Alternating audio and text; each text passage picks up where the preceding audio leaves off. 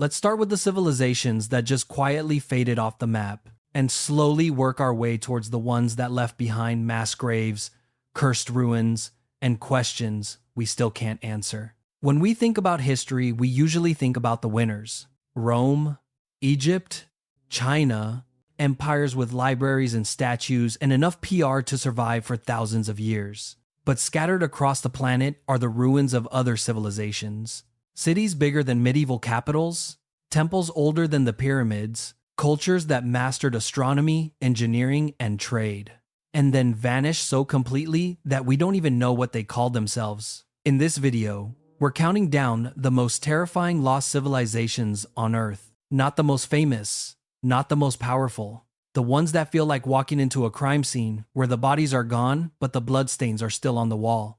And by the time we reach number 1, you'll see why some ruins feel less like abandoned cities and more like warning signs nobody bothered to read. Number 8. Gobekli Tepe, the temple they buried on purpose. We're starting with a place so old it shouldn't even exist.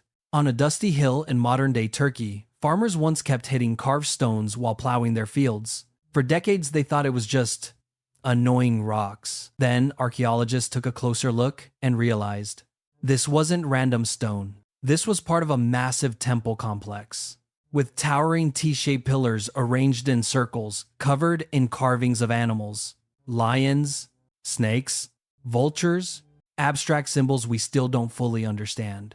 Radiocarbon dating suggested something insane. Gobekli Tepe is over 11,000 years old, older than Stonehenge by thousands of years, older than the pyramids, older than most of what we casually call civilization. According to the old story of history, humans invent farming, build villages, then, eventually, build temples.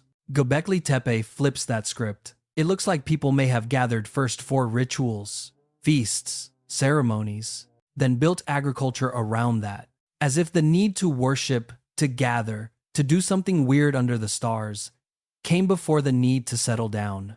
But the creepiest part isn't that they built it, it's that they buried it. Layer by layer, over centuries, someone filled these temple circles with rubble and dirt. Not random collapse, not wind, not erosion, deliberate burial. It's like building a cathedral, using it for generations, and then deciding one day to carefully pack it full of stones and sand until it disappears under a hill. Why? Changing religion? Fear of some cosmic curse? A ritual closing of the site? We don't know. Someone, 12,000 years ago, decided their sacred place needed to vanish. And for millennia, it did. Until a farmer's plow hit a strange rock and the past started scratching its way back out of the ground. Number 7. The Indus Valley Civilization. Cities without kings, words without translation. Next up is a civilization that did everything right and still disappeared. Along the Indus River, in what is now Pakistan and northwest India, archaeologists found the ruins of cities like Harappa and Mohenjo-Daro. These weren't tiny villages. At their peak, around 4,000 years ago, they were major urban centers. Grid-planned streets, multi-story houses, advanced drainage and sewage systems, standardized brick sizes across hundreds of kilometers. Meanwhile, some other parts of the world were still figuring out how to stack rocks in a line. The Indus people were trading with Mesopotamia, mass-producing beads and pottery, running what looked like highly organized, surprisingly clean cities. Now, here's where it gets eerie. Most ancient civilizations that built big cities also built giant temples, huge palaces, statues of kings posing dramatically. The Indus sites? Barely any of that. We don't see clear palaces. We don't see giant royal tombs. We don't even see obvious, look at me, I'm a god king statues. Their society might have been more decentralized or just humble, we're not sure. Because the other problem is, we can't read them. They left behind thousands of tiny seals and inscriptions with a unique script, short, neat rows of symbols, almost certainly a full writing system. To this day, it has never been definitively deciphered. We don't know what they believed. We don't know what they called their cities, their gods, their enemies. We're staring at their name tag, and it's written in a language no one can read. And then, they vanish. Around 1900 BCE, their cities start to decline. Some are hit by floods. Water tables shift, climate changes, trade routes move. Skeletons have been found in the streets of Mohenjo-Daro people who died suddenly and were never buried properly. Were they victims of disease, violence, collapse? We don't know. No epic poem, no royal inscription tells their side.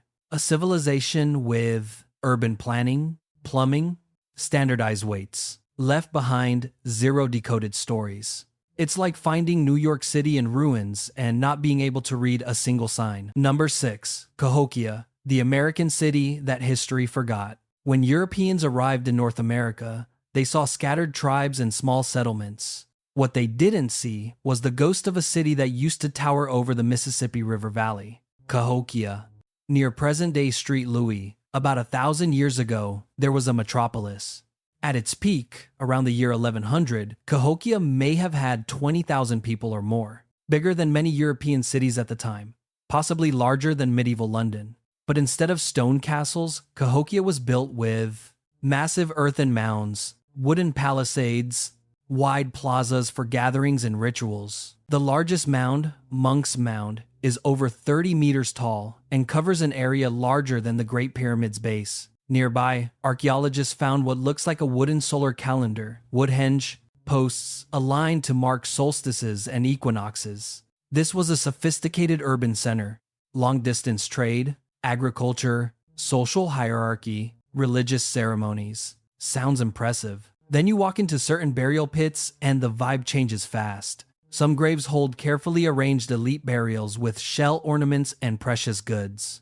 Others contain mass burials. Dozens of young women, seemingly sacrificed, people with hands and heads removed, evidence of ritual killings. Cahokia was not just a city, it was also a place of blood and power. And then, it empties. By the 1300s, Cahokia is in rapid decline. Possible reasons: environmental damage from deforestation and overhunting, floods and droughts, internal conflict, disease. Whatever the cause, by the time Europeans explored the area centuries later, they saw only grassy mounds.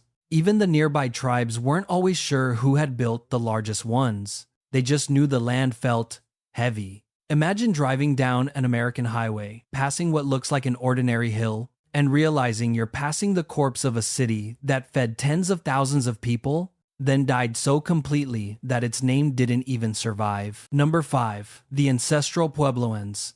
Cities in the cliffs, silence in the canyons, in the deserts of the American Southwest. The landscape plays tricks on you. From a distance, you see sandstone cliffs and empty mesas. Get closer, and you notice rows of square shadows cut into the rock. Windows. Inside are ancient apartment complexes carved straight into the cliffs. We call the builders the Ancestral Puebloans. Centuries before Europeans arrived, they built multi-story stone, great houses at Chaco Canyon, entire villages tucked under cliff overhangs, at places like Mesa Verde, roads and ceremonial sites aligned with lunar and solar cycles. Their architecture wasn't random. Massive kivas, circular underground chambers, for rituals, rooms aligned to track moon and sun movements, networks of roads stretching across the desert. This was a culture deeply tied to the sky, the land, and each other. And then, around the late 1200s, people start abandoning these sites. Walls show signs of burning. Storage rooms are emptied. Some human remains bear cut marks and signs that strongly suggest violence, starvation, and, in a few debated cases, cannibalism. Prolonged droughts probably hit harvests hard. Factions may have fought over shrinking resources. Communities that had shared rituals and food for generations could have turned on each other. Today, many Pueblo and Hopi descendants see these places as sacred, and sometimes as sites of ancient trauma. Standing inside one of those cliff dwellings at dusk, the silence is thick. You can see where people stored food, where they cooked, where children probably slept. You can also see that someone once climbed up, looked back at their home high in the canyon wall, and walked away forever. They carved entire cities into the cliffs and then left them for the ravens. Number 4. Angkor. The megacity swallowed by the jungle. If you only know Angkor Wat from travel photos, you might think it's just a big temple. It's not. It's the crown jewel of what used to be one of the largest urban complexes on Earth. The Khmer Empire, centered around Angkor in modern Cambodia, flourished roughly from the 9th to 15th centuries. At its height, Angkor was a sprawling network of temples, palaces, and neighborhoods, linked by causeways, canals, and reservoirs, supporting hundreds of thousands of people. From the sky and modern LiDAR scans, you can see the ghost grid of streets, rice fields, and waterworks stretching for kilometers in every direction. This wasn't random growth. It was hydraulic engineering on a massive scale. Barrays, huge artificial lakes, canals routing water for irrigation, systems to handle monsoon floods and dry seasons. In the center of it all, temples like Angkor, Wat, and Bayon, endless corridors of carvings showing kings, wars, myths, and of course punishments in the afterlife, towers carved with giant serene faces watching you from every angle. It feels powerful, eternal. Then, in the 14th and 15th centuries, the system begins to crack. Evidence suggests climate swings, decades of drought, followed by intense floods, water management networks pushed past their limits, political struggles and invasions, including the famous sack of Angkor by Ayutthaya forces. The city doesn't vanish overnight, but power shifts. The capital moves. The jungle moves in. Stone walls are no match for fig trees. Roots pry open bricks. Carvings of gods and demons are slowly wrapped in vines and moss. By the time Europeans stumbled on Angkor's ruins in the 19th century, local people still lived in the area, still worshipped at some temples, but the megacity was gone. Think about that. A city so large and complex that modern scientists had to use laser mapping from planes to fully see its layout, reduced to a maze of temples in the jungle, watched over by stone faces that refused to erode. From orbit, you can still see its outline. On the ground, you walk through corridors where kings once held court, and the loudest sound is a cicada. Number 3. Rapa Nui, the island of fallen giants. Far out in the Pacific Ocean, thousands of kilometers from anywhere, lies a tiny volcanic island, Rapa Nui, better known as Easter Island. If Earth ever needed a cautionary tale written as a comic strip, this is it. Polynesian settlers arrived here around 800–1200 CE, bringing crops, chickens, and their incredible ocean navigation skills. They found an island covered in trees and rich soil. They did what humans always do: farmed, built villages, created a unique culture, and then they started carving.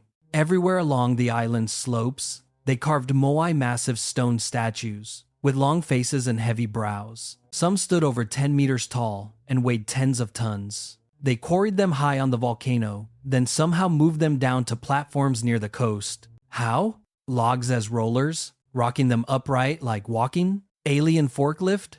Archaeologists vote no on that one. Whatever the method, it required wood, rope, a lot of labor, and a social system obsessed with outdoing each other in statue building. As the population grew and the statue arms race escalated, the island's forests shrank. Trees were cut for canoes, houses, and to move moai. Soil eroded. Birds and other species died out. At some point, the system breaks. When Dutch explorers arrived in 1722, they didn't find a thriving statue-building civilization. They found toppled moai, a much smaller population, stories of clan warfare, and hints of starvation and, according to some accounts, cannibalism during the worst periods.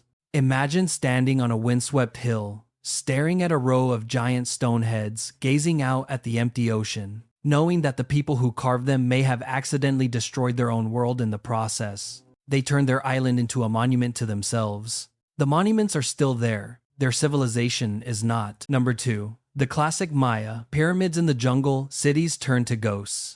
Deep in the forests of Mexico, Guatemala, Belize, and Honduras, stone pyramids rise above the canopy. These are the ruins of the Maya, one of the most sophisticated civilizations of the ancient Americas. At their peak, roughly 2,900 CE, Maya cities like Tikal, Palenque, and Copan were centers of astronomy, art, mathematics, written language, They recorded dates stretching back centuries and forward into distant futures. They tracked eclipses. They built ball courts, palaces, observatories. Their step pyramids were the skyscrapers of their world, steep, imposing, painted bright colors. The story wouldn't be complete without mentioning their darker side. Ritual bloodletting, human sacrifice, captives displayed and killed, skull racks, scenes of torture carved in stone. This was a civilization obsessed with cycles, of time, of kings, of war. For centuries, it worked. Then, in the late classic period, the system began to crack. Evidence points to severe, repeated droughts, overfarming and deforestation, intensifying warfare between city-states, growing demands from the elite for luxury and monuments even as commoners struggled. Imagine living in a city where the reservoirs are drying up, crops failing, but the king is still commissioning larger temples and demanding more tribute to appease the gods. Over the 8th and 9th centuries, many southern lowland cities were gradually abandoned. Stelae, stone monuments, stop being carved. Palaces are left unfinished. Populations move away. The Maya people themselves didn't disappear. Millions of their descendants are alive today, but their great classic cities became urban fossils. When European explorers and later archaeologists hacked their way through the jungle, they found pyramids buried under roots, plazas choked by trees, hieroglyphic stairways half collapsed. It's hard not to feel like the jungle was quietly waiting, century after century, to erase the ego of kings. They mastered time, tracked the heavens, and wrote histories that spanned ages, but they didn't see the end of their own cities coming until it was already there. Number 1. The Minoans and the Bronze Age collapse, when the world system crashed. For our final entry, we're not just looking at one city, or one island, but an entire connected world that unraveled. In the eastern Mediterranean, during the late Bronze Age, roughly 1600–1200 BCE, there was a network of powerful civilizations. The Minoans on Crete, the Mycenaeans in mainland Greece, the Hittites in Anatolia, the New Kingdom of Egypt, city-states in the Levant. They traded bronze, tin, gold, grain, and luxury goods. They wrote letters to each other on clay tablets. Kings in different lands called each other brother and sent gifts. The Minoans, based on Crete, were some of the earliest stars of this world. At places like Knossos, they built sprawling palace complexes, labyrinthine corridors, storage magazines filled with oil and grain, brightly painted frescoes of dolphins, dancers, and bull-leaping acrobats. Their art shows no big emphasis on war, lots of flowing lines and natural scenes, people in elaborate clothes performing rituals. For a long time, people imagined them as a peaceful, almost utopian society. Then we discovered mass graves, evidence of destruction layers, signs of ritual sacrifice, including possible child victims in at least one controversial find. Suddenly, the pretty sea palaces had a darker undercurrent. And then there was Thera. On the island of Santorini, north of Crete, a volcanic island exploded in one of the largest eruptions in human history. It obliterated local settlements. It likely triggered tsunamis and altered climate across the region. Imagine being a Minoan sailor in a harbor when the sea suddenly drains away and then roars back as a wall. We don't know exactly how much that eruption hurt the Minoans, but at some point their power fades. On Crete, palaces burn. Mycenaean Greeks take over many sites. For a while, the international system limps along. Then, around 1200 BCE, everything starts collapsing at once. Across the eastern Mediterranean, cities are burned, trade routes break, palaces are destroyed. Egyptian inscriptions talk about mysterious invaders from the sea. The Hittite Empire disappears. Mycenaean palaces fall. In a few decades, the high interconnected civilization of the Bronze Age plunges into a dark age. Writing systems vanish from many regions. Populations shrink. Monumental buildings slows to a crawl. It feels less like one civilization collapsing and more like a world ending. Some scholars think it was a combination of climate shocks, earthquakes, internal rebellions, migrations, the breakdown of a fragile, overconnected system. Whatever the mix, the message is chilling. You can have ships, palaces, trade, writing, rituals, religion, art, and still lose it all in a generation or two if the shocks come hard and fast enough. If there's a real-world candidate for Atlantis, a thriving seafaring culture shattered by earth and sea, remembered only as a whisper, in later myths, the Minoans and their Bronze Age neighbors are near the top of the list. They filled their palaces with color and light. They danced with bulls. Then the volcano exploded, the trade routes crumbled, and the lights went out across half a continent. From buried stone circles older than history, to perfectly planned cities with unreadable scripts, from cliffside apartments and jungle megacities to islands of fallen statues and pyramids swallowed by trees, to an entire Bronze Age world that simply stopped. Every lost civilization on this list reminds us of the same uncomfortable truth. Being advanced is not the same thing as being safe. They were wiped out not by magic curses, but by things we still struggle with today. Climate change, environmental destruction, inequality, war, overconfidence in systems that seemed too big to fail. The scariest part isn't that they vanished. It's how familiar their mistakes look. So, which lost civilization on this list creeps you out the most? And which one feels the most like a warning sign for our own world? Let me know. And if you ever visit any of these ruins in person, remember, you're not just walking through old stones. You're walking through the echo of someone else's future that never arrived.